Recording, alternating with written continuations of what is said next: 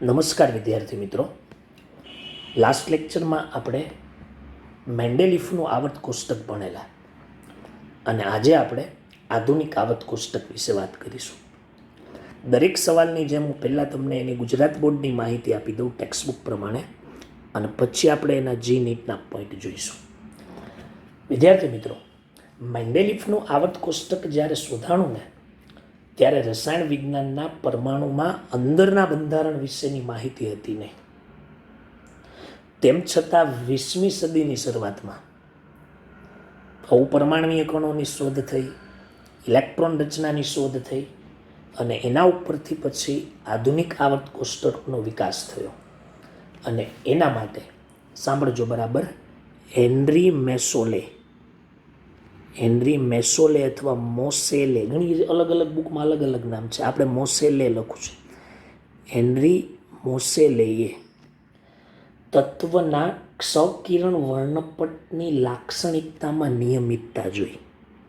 દરેક તત્વ જેટલા પણ શોધાણા હતા એ તત્વના ક્ષકિરણ વર્ણપટની લાક્ષણિકતાનો અભ્યાસ કર્યો. લાક્ષણિકતાનો શું કર્યો? અભ્યાસ. અને આ લાક્ષણિકતામાં એણે નિયમિતતા જોઈ. ધ્યાન આપજો, નિયમિતતા શું કરી એણે જોઈ, બરાબર, નિયમિતતા જોઈ. ચાલો, તમને એમ થાય સર આ ક્ષકિરણ લાક્ષણિકતા એટલે શું? બરાબર, તો વિદ્યાર્થી મિત્રો, જુદી જુદી ધાતુની સપાટી લીધી એણે, જેટલા 100-200 કાંઈ જે 80-90 તત્વો હતા એ બધાની ધાતુની જુદી જુદી સપાટી લીધી. એમાંથી ખૂબ જ ઝડપથી ગતિ કરતા ઇલેક્ટ્રોનનો મારો કર્યો, ફૂલ જ ઝડપથી ઇલેક્ટ્રોનને મારો કર્યો. તો એમાંથી વિકિરણ ઉત્સર્જિત થયા અને ઉત્સર્જિત વિકિરણ જે છે એણે વર્ણપટ આપ્યો અને એ વર્ણપટની રેખાઓનો અભ્યાસ કર્યો. તો તત્વ પ્રમાણે બરાબર એ રેખામાં નિયમિતતા જોવા મળી અને એના ઉપરથી એણે પરમાણુ ક્રમાંકની શોધ કરી. બરાબર, શેની શોધ કરી? પરમાણુ ક્રમાંક. ચાલો, નિયમિતતા જોઈ, પહેલો મુદ્દો. બીજો મુદ્દો શું લખવાનો? કે હેનરી મેસોલેએ આવૃત્તિનું વર્ગમૂળ વિરુદ્ધ ઝેડ. સર આવૃત્તિ કઈ? તો યાદ રાખજો, ઉત્સર્જિત જે ક્ષકિરણ છે ને એની આવૃત્તિ, અને ઝેડ એટલે પરમાણુ ક્રમાંક, એટલે પરમાણુ ક્રમાંકની એને શોધ કરેલી. અને એ ઝેડ વિરુદ્ધ પરમાણુ ક્રમાંકનો આલેખ દોર્યો બધા તત્વો માટે. શું દોર્યો? આલેખ દોર્યો. તો વિદ્યાર્થી મિત્રો, એ આલેખ સીધી રેખા સ્વરૂપે પ્રાપ્ત થાય છે. સીધી રેખા સ્વરૂપે શું થાય છે? પ્રાપ્ત થાય છે. એ આલેખ આપણી ટેક્સ્ટબુકમાં નથી આપ્યો, પણ હું અહીંયા સાઈડમાં કદાચ MCQમાં પૂછી નાખે, બરાબર, તો અહીંયા હું લખી રાખું વર્ગમૂળમાં મ્યુ, બરાબર, વર્ગમૂળમાં મ્યુ વિરુદ્ધ ઝેડ. તો એ આલેખ આમ સ્ટ્રેટ લાઈન મળ્યો. શું મળ્યું? Straight line. ચાલો, પછી શું કર્યું એણે? કે મેન્ડેલિફનું આવર્ત કોષ્ટક જે હતું ને એ પણ અભ્યાસ કર્યો, કે આવૃત્તિ વિરુદ્ધ પરમાણુ ભારનો આલેખ દોર્યો. આવૃત્તિ વિરુદ્ધ પરમાણુ ભારનો શું દોર્યો? આલેખ દોર્યો. તો વિદ્યાર્થી મિત્રો, એ આલેખ પરમાણુ ક્રમાંકનો જે આલેખ હતો ને એની જેમ સીધી રેખા સ્વરૂપે પ્રાપ્ત થયો નહીં. સીધી રેખા સ્વરૂપે પ્રાપ્ત થયો નહીં. બરાબર, એ સીધી રેખા નથી મળતી.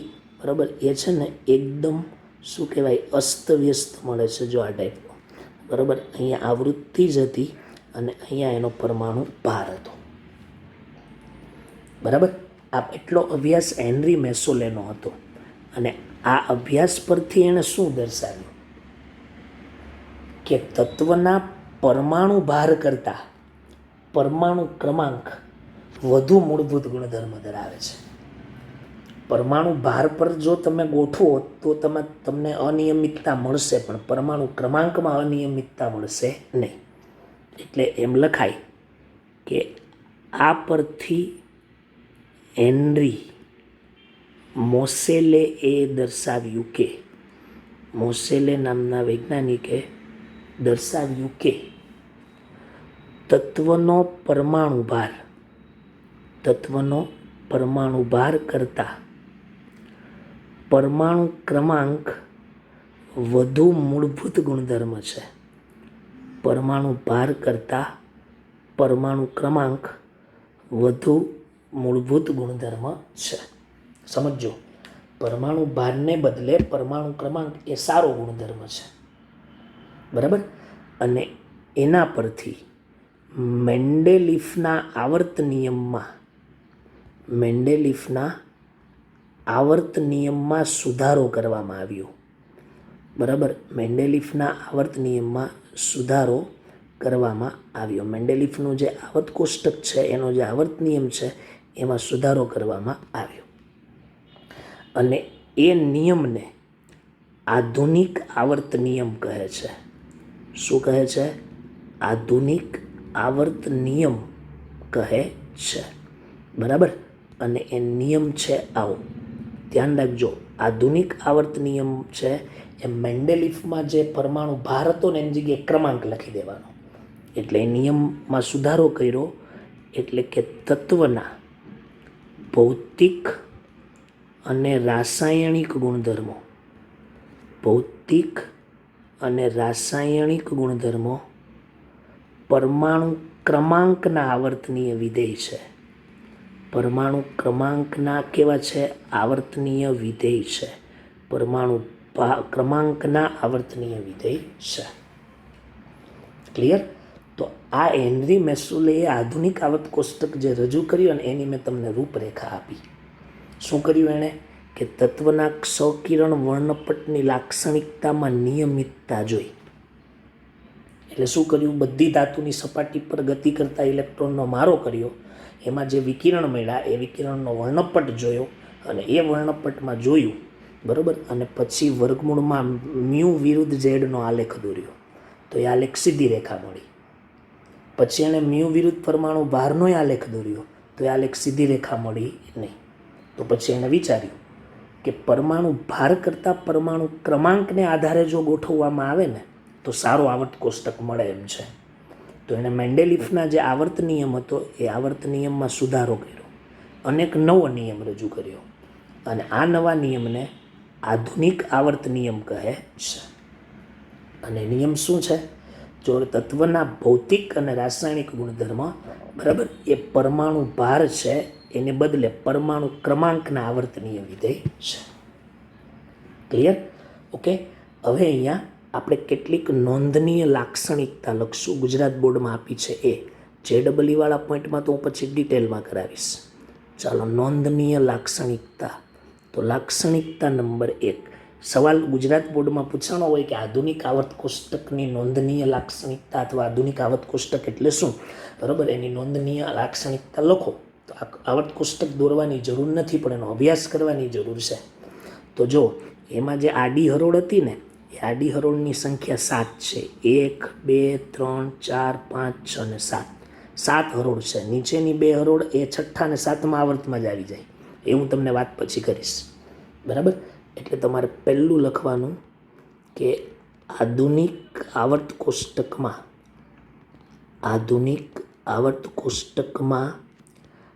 આડી હરોળને આવર્ત કહે છે. આડી હરોળને શું કહે છે? આવર્ત કહે છે, જેની સંખ્યા 7 છે. મેન્ડેલિફના આવર્ત કોષ્ટકમાં પણ આટલી જ હતી. ચાલો, રેડી? ચાલો, બીજી નોંધનીય લાક્ષણિકતા શું? કે ઊભા સ્તંભમાં 1, 2, 3, 4, 5, 6, 7, 8 એમ કરીને 18 સુધીના છે. તો બીજોમાં શું લખવાનું? કે આધુનિક આવર્ત કોષ્ટક છે, એ આવર્ત કોષ્ટકમાં ઊભા સ્તંભને સમૂહ કહે છે. શું કહે છે? સમૂહ. અને જેની સંખ્યા કેટલી છે? 18 છે. ચાલો, એની બીજી લાક્ષણિકતા. ચાલો, ત્રીજી લાક્ષણિકતા શું છે? કે આધુનિક આવર્ત કોષ્ટકની અંદર સમૂહમાં જે તત્વની બાહ્યતમ કક્ષાની ઇલેક્ટ્રોન રચના સમાન હોય, છેલ્લો ઇલેક્ટ્રોન જેનો બધામાં એક આવતો હોય કે 2 આવતો હોય, એની ઇલેક્ટ્રોન રચના સમાન હોય એને ઊભા સ્તંભમાં મૂકવામાં આવે છે. એટલે ત્રીજી લખવાની કે જે તત્વની બાહ્યતમ કક્ષાની સામાન્ય ઇલેક્ટ્રોન રચના સમાન હોય, તેવા દરેક તત્વને એક જ સમૂહમાં ઊભા સ્તંભમાં ગોઠવવામાં આવે છે. એક જ સમૂહમાં ઊભા સ્તંભમાં ગોઠવવામાં આવે છે. બરાબર, એ એની ત્રીજી લાક્ષણિકતા છે. ચાલો, ચોથી લાક્ષણિકતા શું છે?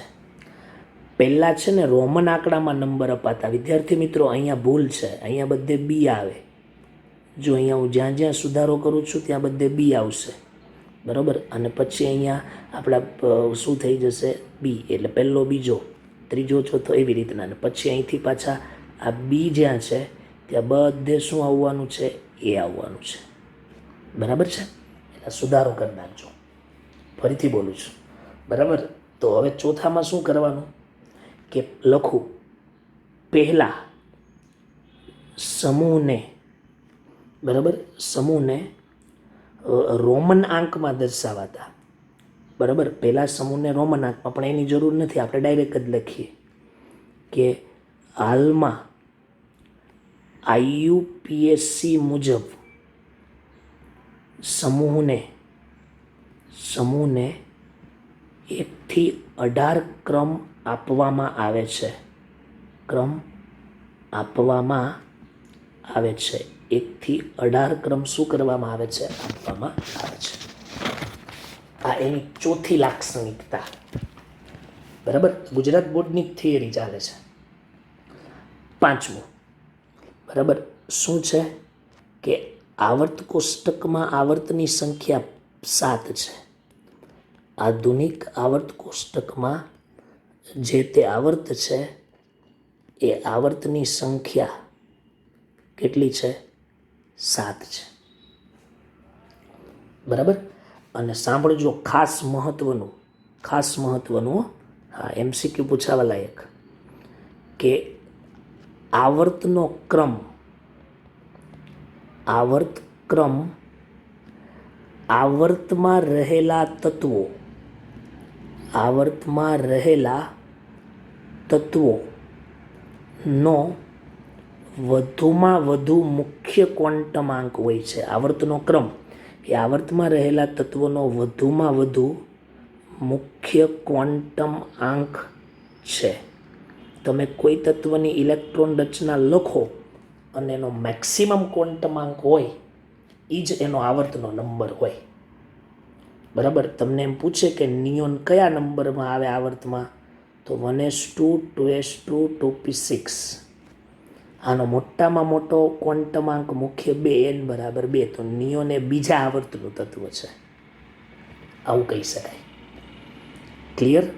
ચાલો, સાતમો મુદ્દો, કે પહેલો આવર્ત છે ને એમાં જો હાઇડ્રોજન અને હિલિયમ એમ 2 તત્વો, બીજા આવર્તમાં 8, ત્રીજામાં 8, ચોથામાં 18, પાંચમામાં 18, છઠ્ઠામાં 32, સાતમો એવું કહેવાય છે કે અધૂરો છે, પણ 118 તત્વો એમાં શોધાઈ ગયા છે, એટલે એ પણ 32 તત્વો છે. બરાબર, એટલે તમારે અહીંયા શું લખવાનું કે પ્રથમ આવર્તમાં 2 તત્વો, બીજા આવર્તમાં 8 તત્વો, એવી રીતના લખવાનું. આમ બીજા ત્રીજા આવર્તમાં 8 તત્વો, પછી ચોથા પાંચમા આવર્તમાં 18 તત્વો, ચોથા પાંચમા આવર્તમાં 18 તત્વો, પછી છઠ્ઠા આવર્તમાં 32 તત્વો, અને સાતમા આવર્તમાં અપૂર્ણ આવર્ત છે, પરંતુ 118 તત્વો પ્રમાણે તેમાં 32 તત્વો છે. કેટલા તત્વો છે? 32 તત્વો છે. ચાલો રેડી, આ ધ્યાનમાં રાખવાનું. 7મો મુદ્દો. ચાલો 8મો મુદ્દો જોઈએ. જો વિદ્યાર્થી મિત્રો, અહીંયા થોડું હું ઝૂમ કરું છું. આ 57 નંબરના તત્વ પછી આ 6ઠ્ઠો આવર્ત, જો આ 7મો આવર્ત, 57 પછી આ 14 તત્વો અહીંયા છે, એટલે આ 3જા આવર્તના જ તત્વો છે. સોરી, 6ઠ્ઠા આવર્તના જ તત્વો છે. આ 7મા આવર્તના જ તત્વો છે. બરાબર છે? અને એ 3જા સમૂહના જ તત્વો છે. 57 પછી 58, 59 એ 3જા સમૂહનું જ તત્વ, અને 89 પછીના તત્વો પણ 3જા સમૂહમાં જ છે. ક્લિયર? બરાબર. એટલે શું લખવાનું કે 6ઠ્ઠા અને 7મા આવર્તના તત્વો, 7મા આવર્તના 14 તત્વોને નીચે અલગથી દર્શાવેલા છે. નીચે અલગથી દર્શાવેલા છે, જેને અનુક્રમે લેન્થેનોઇડ શ્રેણીના તત્વો, લેન્થેનોઇડ શ્રેણી અને એક્ટિનોઇડ શ્રેણીના તત્વો કહે છે. એક્ટિનોઇડ શ્રેણી કહે છે. ક્લિયર? તો વિદ્યાર્થી મિત્રો, આ મેં તમને શું સમજાવ્યું? આધુનિક આવર્ત કોષ્ટકની ગુજરાત બોર્ડ માટેની માહિતી. શેના માટેની માહિતી? ગુજરાત બોર્ડ માટેની. બરાબર. તો ગુજરાત બોર્ડમાં એમ પૂછવે આધુનિક આવર્ત કોષ્ટકનો ઇતિહાસ લખો, તો તમારે આટલા મુદ્દાઓ એની અંદર આવરી લેવા પડે. હું તમને હવે તો આખો આધુનિક આવર્ત કોષ્ટક યાદ પણ રખાવીશ અને JEE નીટ માટે પણ કરાવીશ. વિદ્યાર્થી મિત્રો, આપણે હમણાં ગુજરાત બોર્ડ માટે આધુનિક આવર્ત કોષ્ટક ભણ્યા. બરાબર ને? હવે આપણે શું કરવાનું છે? JEE નીટ માટે. એટલે હું અહીંયા લખી દઉં, આધુનિક આવર્ત કોષ્ટકની કેટલીક અનફેક્ટ સ્ટોરી, નોંધનીય બાબતો, ટોટલ MCQ માટે. ગુજરાત બોર્ડની આ થિયરી નથી. બરાબર? ચાલો, તો એ હું તમને અહીંયા કરાવું છું. ચાલો વિદ્યાર્થી મિત્રો, એમાં પહેલી બાબત કેવી છે? આજે 18મો સમૂહ છે ને, 18મો સમૂહ, એને મેન્ડેલીફે આગળ મૂકેલો. કેમ કે એ શોધાણો ને ત્યારે મેન્ડેલીફમાં કોઈ જગ્યા જ નહોતી, એટલે એને આગળ મૂકી દીધો. બરાબર? પણ આ 18મો સમૂહ છે ને, એ લોર્ડ રેલે અને સર રામસે એ શોધેલો છે. બરાબર? એની ઇલેક્ટ્રોન રચનામાં છેલ્લી કક્ષામાં બધા જ ઇલેક્ટ્રોન ભરાયેલા છે. એટલે એ નથી ઇલેક્ટ્રોન ગુમાવતું કે નથી ઇલેક્ટ્રોન મેળવું, એટલે એ નિષ્ક્રિય છે. અને બધા તત્વો વાયુ સ્વરૂપમાં છે. બરાબર? એટલે અહીંયા આપણે એક બાબત નોંધ કરવી છે, અને શું કરીશું? પહેલી બાબત ધ્યાન આપજો દરેક વિદ્યાર્થીઓ, કે સમૂહ 18ના તત્વો, એક જ મિનિટ, સમૂહ 18ના જે તત્વો છે, 18ના તત્વો, એ સમૂહ 18ના તત્વો લોર્ડ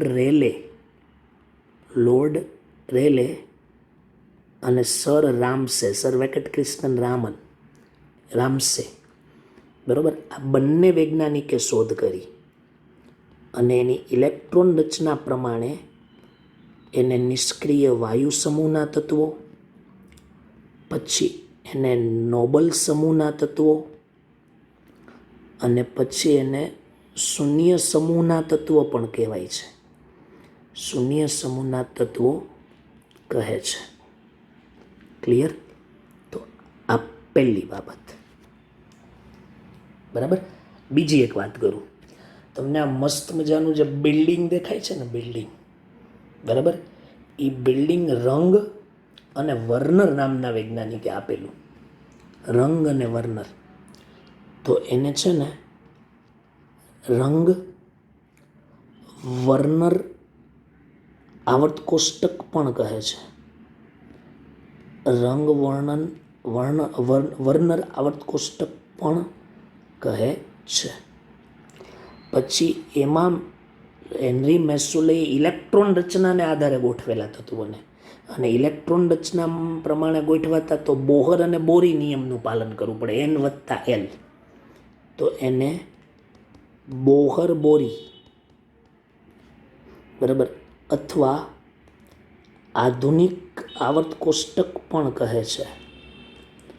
બોહર બોરી અથવા આધુનિક આવર્ત કોષ્ટક પણ કહેવામાં આવે છે. બરાબર, આ એની ત્રીજી બાબત. ચોથી બાબત, 1 2 3 4 5 6 અને 7 એટલે આવર્તની સંખ્યા કેટલી છે? 7. એટલે અહીંયા લખું છું આવર્તની સંખ્યા numbers off period is equal to 7. બરાબર, અને નંબર્સ ઓફ ગ્રુપ એટલે કે સમૂહની સંખ્યા તો એ કેટલી આવશે? 18. ચાલો રેડી. પછી હાલના નિયમ પ્રમાણે સમૂહનો ક્રમાંક 1 થી 18 છે. કેટલો છે? 1 થી 18. ચાલો રેડી. ઓકે, 1 થી 18 નામ આપવામાં આવેલું છે. પછી મેં તમને આગળ પણ કીધું હતું અને હજી પણ કહું છું કે દરેક સમૂહના જે તત્વો છે એ તત્વોની બાહ્યતમ કક્ષાની ઇલેક્ટ્રોન સંખ્યા અથવા ઇલેક્ટ્રોન રચના સમાન હોય છે. બરાબર, અને ઇલેક્ટ્રોન રચના સમાન હોય ને તો સમૂહમાં રહેલા તત્વો એ સમાન ગુણધર્મ ધરાવે છે. કારણ કે ગુણધર્મો, રાસાયણિક ગુણધર્મો એ એની ઇલેક્ટ્રોનની સંખ્યા પર આધાર રાખે. આ જવાબ મેન્ડેલિવ પાસે નહોતો. બરાબર, હેનરી મેસોલે પાસે આ હતો. સમજ પડી? ઓકે, ચાલો બીજું. વિદ્યાર્થી મિત્રો, એમાં આ પહેલો અને બીજો સમૂહ છે ને એને એસ વિભાગના તત્વો કહેવાય. પછી આ 13 થી જે 18 છે ને એને પી વિભાગના તત્વો કહેવાય. 3 થી 12 છે ને એને ડી વિભાગના તત્વો કહેવાય. અને આ નીચે બે લાઈન છે લેન્થેનાઇડ અને એક્ટિનાઇડ એ એફ વિભાગના તત્વો કહેવાય. ક્લિયર? તો અહીંયા આપણે શું લખીએ કે આધુનિક આવર્ત કોષ્ટકમાં 4 વિભાગ આવેલા છે. 4 વિભાગ છે. પહેલો એસ વિભાગ, જેમાં સમૂહ 1 અને 2 નો સમાવેશ થાય છે. બીજો પી વિભાગ, જેમાં સમૂહ 13 થી 18 આવેલા છે. ચાલો, ત્રીજું ડી વિભાગ, તો તેમાં સમૂહ 3 થી 12 આવેલા છે. અને ચોથો છે એફ વિભાગ, તો એમાં લેન્થેનાઇડ અથવા નોઇડ અને એક્ટિનોઇડ શ્રેણીના તત્વો આવેલા છે.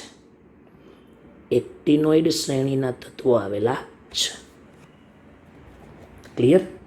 ઓકે. બીજું કે એસ વિભાગ એને પ્રતિનિધિત્વ તત્વો કહેવાય અને પી વિભાગને પણ પ્રતિનિધિત્વ તત્વ કહેવાય. બરાબર, એટલે તમને એવું પણ અહીંયા લખીને આપી દઉં કે એસ અને પી વિભાગના તત્વોને પ્રતિનિધિત્વ સમૂહના તત્વો કહે છે. મોટે ભાગે કુદરતમાં મળતા સંયોજનો એસપીમાં વધારે હોય એટલે પ્રતિનિધિત્વ સમૂહના તત્વો કહે છે. જ્યારે સમૂહની પ્રતિનિધિત્વ વિભાગના તત્વો કહે છે.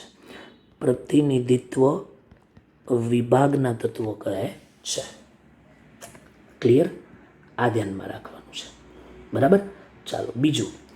એસ વિભાગમાં એસ કક્ષકમાં વધુમાં વધુ 2 જ ઇલેક્ટ્રોન જાય ને. બરાબર, એસ કક્ષક હોય તો એસ કક્ષકમાં વધુમાં વધુ 2 ઇલેક્ટ્રોન. ઓકે, એટલે એમાં 2 સમૂહ આવેલા છે.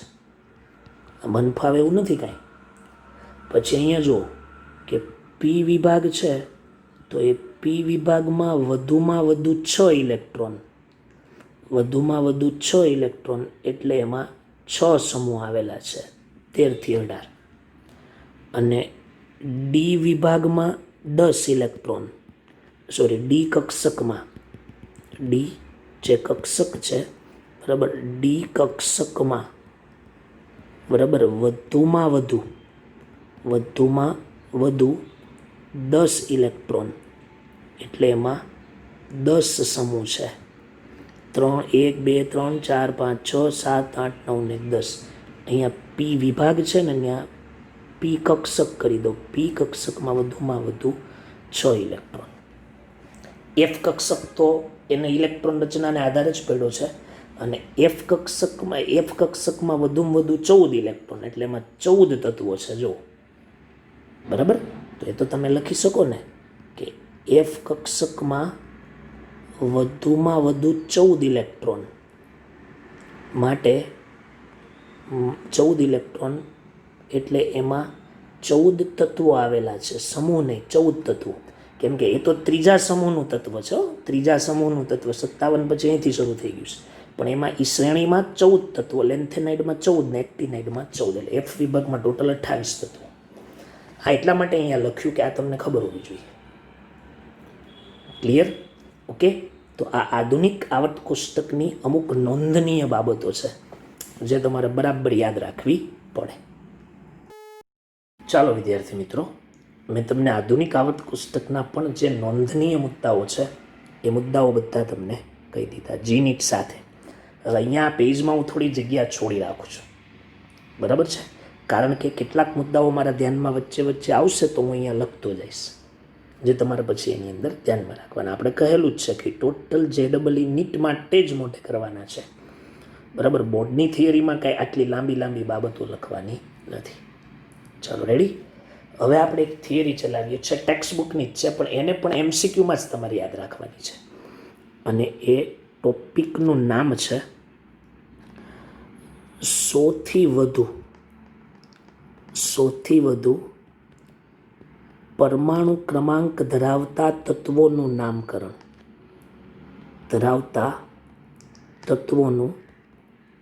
નામકરણ. ચાલો અહીંયા લખી દઈએ. NCERTમાં આપી છે અને JEE નીટમાં પણ આમાંથી પ્રશ્નો આવ્યા છે ભૂતકાળમાં, એટલે દરેક વિદ્યાર્થીઓ સમજે.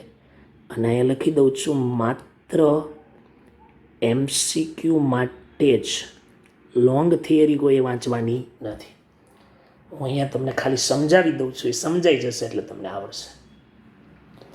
મિત્રો, જેમ જેમ તત્વની સંખ્યા વધતી ગઈ ને, બરાબર, એમ આ બધી મુશ્કેલીઓ આવી. શું કામ? કારણ કે જેમ જેમ તત્વની સંખ્યા વધતી ગઈ એમ એવું થતું ગયું કે વૈજ્ઞાનિકો પોતાના દેશનું નામ આગળ લાવવા માટે, પોતાનું નામ આગળ લાવવા માટે એવો દાવો કરવા માંડ્યા કે આ તત્વ અમે શોધી નાખ્યું છે, બરાબર. પણ વાસ્તવમાં એ તત્વ હકીકતમાં એ લોકોએ શોધ્યું જ ન હોય, પણ આધુનિક આવર્ત કોષ્ટકમાં એની ધાક જમાવવા માટે, બરાબર, એ શું થાય છે આવું જોવા મળતું હોય છે. અત્યારે હાલ તમે જુઓ છો, રશિયા જે કરે છે એ રશિયાનું જ કામ આમાં છે. જો કેવી રીતે, હું તમને એક નાનકડું એવું એક એક્ઝામ્પલ આપું, ધ્યાન આપજો ખાલી જાણકારી માટે. કે 104 નંબરનું તત્વ, 104 નંબરનું પરમાણુ ક્રમાંક ધરાવતું તત્વ અમેરિકા નામના દેશે એવું કીધું કે અમે શોધ્યું છે, અને એને એના મહાન વૈજ્ઞાનિક રુથરફોર્ડની યાદમાં રુથરફોર્ડિયમ નામ આપી દીધું. 104 રુથરફોર્ડિયમ. પછી જે આપણું અત્યારે આ સોવિયેત રશિયા છે, જે અત્યારે COVID-19 રસીમાં આગળ છે એવું એ લોકો કહે છે, તો એ સોવિયેત રશિયાના વૈજ્ઞાનિકોએ એવો દાવો કર્યો કે અમે આ શોધ્યું છે. તો એણે પણ એવા કોઈ વૈજ્ઞાનિકની યાદમાં કુર્ચોટેવિયમ નામ આપી દીધું. કુર્ચોટેવિયમ શું કર્યું? નામ આપ્યું. તો હવે અમેરિકા અને એના જે સમર્થકો હોય એ બધા 104 ને રુથરફોર્ડિયમ કહે. સોવિયત રશિયા અને એના જે વૈજ્ઞાનિકો હોય એને કુર્ચોટેવિયમ કહે. તો આવું તો ઘણા બધા તત્વો માટે ઊભું થવા માંડ્યું. એટલે આઈયુપીએસસી નામની સંસ્થાએ શું કર્યું કે જ્યાં સુધી એ તત્વની શોધ સિદ્ધ ન થઈ જાય અને તત્વનું સમર્થન બધાને ન મળે, બધાના સહમતિથી ન મળે, ત્યાં સુધી જે લોકો શોધતા હોય એને પરમાણુ ક્રમાંકને આધારે 0થી 9 સુધીના આંકડામાં ઉપયોગ કરવો. 0થી 9 સુધીના આંકડાની એને નામ અને એના ટૂંકા રૂપ આપ્યા, બરાબર. અને નામની પાછળ IUM પ્રત્યે લગાડી દેવો. IUM પ્રત્યે શું કરી દેવો? લગાડી દેવો, બરાબર. તો તમારે આ કોષ્ટક યાદ રાખવાનો છે. આ કોષ્ટક કામનો છે આપણા માટે, દરેક માટે. 0ને એણે નીલ કીધું, ટૂંકું રૂપ N કીધું. 1 હોય તો અન લખવાનું U, 2 હોય તો BIB, 3 હોય તો ટ્રાય, 4 હોય તો ટેટ્રા બોલાય પણ ક્વિડ લખવાનું QUAD, 5 હોય તો પેન્ટ, 6 હોય તો એગ્સ, 7 હોય તો હેપ્ટ બોલાય હેપ્ટ લખાય સેપ્ટ, 8 હોય તો ઓક્ટ, 9 હોય તો ENN, અને એ બધાના ટૂંકા રૂપો, બરાબર. ચાલો હવે એનું નામકરણ કેવી રીતે કરવું હું તમને શીખવાડું, બરાબર. ચાલો, તમને એમ કહેવામાં આવે કે 104 નંબરના તત્વનું આઈયુપીએસસી સંસ્થા દ્વારા જે સ્વીકૃત નામ છે, નામ એનું જે આઈયુપીએસસી દ્વારા નહીં, બરાબર, એ આ કોષ્ટક પ્રમાણે જે નામ આપવાનું છે એ નામ આપો. તો શું કરો? 1 નંબરને જોવાનું તો એ UN, તો પહેલો શબ્દ કેપિટલ રાખવાનો UN. પછી છે 0 છે તો નીલ લખો NIL. પછી છે 4 છે તો QUAD લખો QUAD, અને પાછળ લગાડો IUM. આ એનું નામ, ગુજરાતી બોલવાનું નથી. ચાલો, રેડી. હવે આની ટૂંકી સંજ્ઞા જોતી હોય, એકદમ ટૂંકી સંજ્ઞા, તો 1 એટલે U એટલે કેપિટલ U, પછી 0 એટલે N એટલે અહીંયા N, ઓકે, અને 4 એટલે Q એટલે અહીંયા શું લખવાનું? Q, UNQ, બરાબર. 104 નંબરના તત્વનું આ નામકરણ થાય. પછી જો કોઈ વૈજ્ઞાનિક શોધી નાખે, બરાબર, પ્રૂફ થઈ જાય આઈયુપીએસસી કે સંસ્થા દ્વારા, તો પછી એને જે પણ નામ આપવું એ નામ અપાય. અને અત્યારે આઈયુપીએસસી દ્વારા સ્વીકૃત નામ, બરાબર, 104 નંબરના તત્વનું રુથરફોર્ડિયમ નામ આપવામાં આવ્યું, બરાબર. આ અમેરિકાવાળાએ જે વાત કરી હતી ની સાચી હતી, સોવિયત રશિયા ખોટું હતું. અત્યારે પણ મને એવું જ લાગે છે. ક્લિયર? આવી રીતે નામ થાય. ચાલો, દાખલા તરીકે 112 નંબરના તત્વનું નામકરણ કરીએ. તો 112 પ્રમાણે નામકરણ કરવું હોય તો 1 એટલે UN, પાછો 1 એટલે UN, 2 એટલે BI, બરાબર. 2 એટલે શું આવશે? BI. એમાં I આવી ગયો એટલે UM જ લગાડવાનો. એ તો અંગ્રેજીના નિયમો તો તમને આવડતા જ હોય.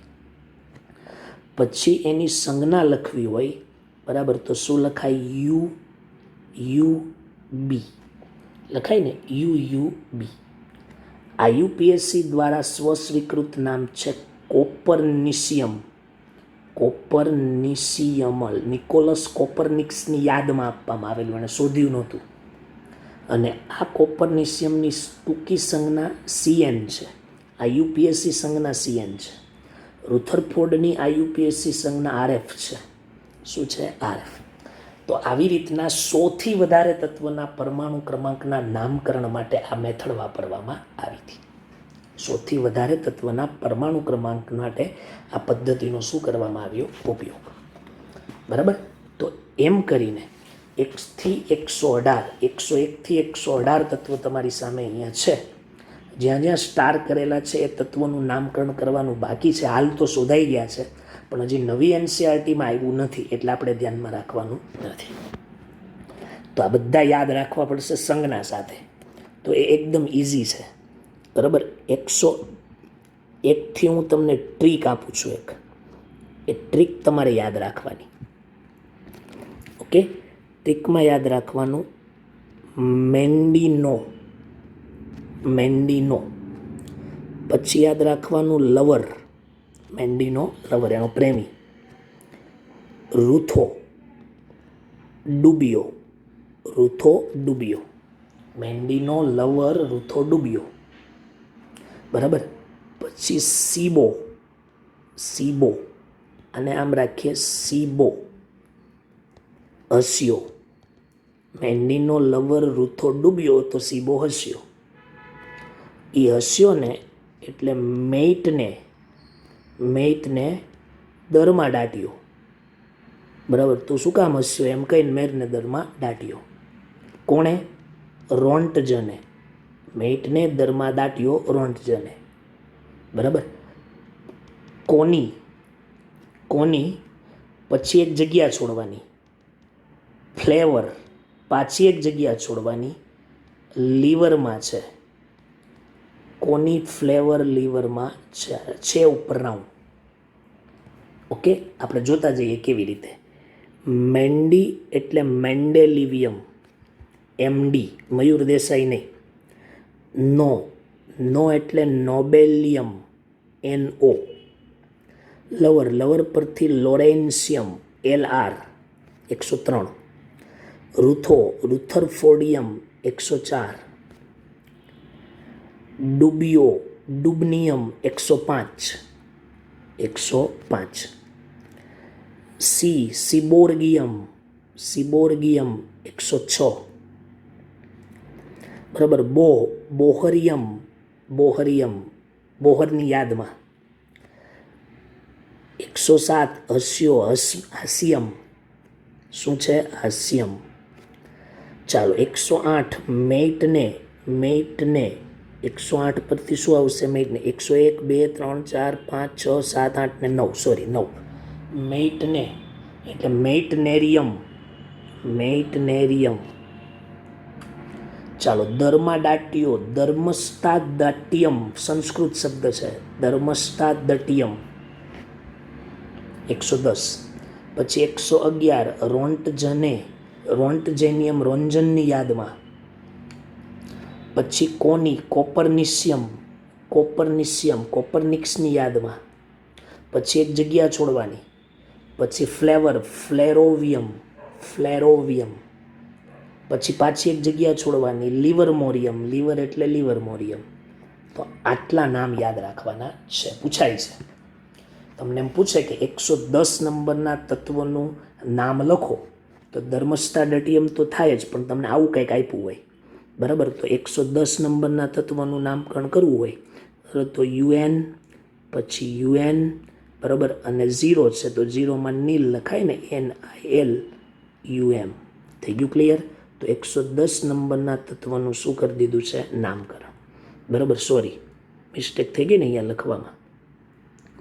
ચાલો, અહીંયા લખું છું UN, NIL છે, L છે, IUM.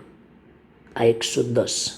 પછી એની ટૂંકી સંજ્ઞા લખવી હોય, ટૂંકી સંજ્ઞા, તો શું લખાય? UN. પછી આ UPSC દ્વારા સ્વીકૃત નામ શું છે 110નું?